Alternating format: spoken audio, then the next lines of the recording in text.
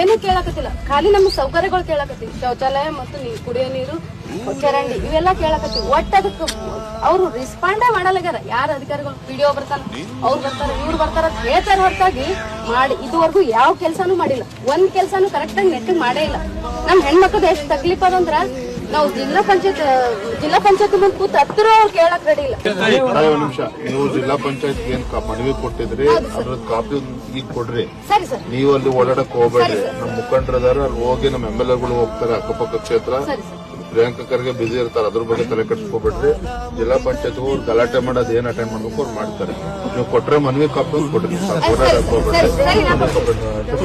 ಈಗಲೇ ಮನವಿ ಕಾಪಿ ಇಸ್ಕೊಂಡ್ರೆ ನೀವು ಜಿಲ್ಲಾ ಪಂಚಾಯತ್ ಹೋಗ್ರಿ, MLAಗಳನ್ನ ಕರ್ಕೊಂಡು ಹೋಗ್ರಿ. ಪುಣ್ಯ ಮಂಡಲ ಶ್ರೇಷ್ಠ ಕಥೆ ಶ್ರೀಮಂತ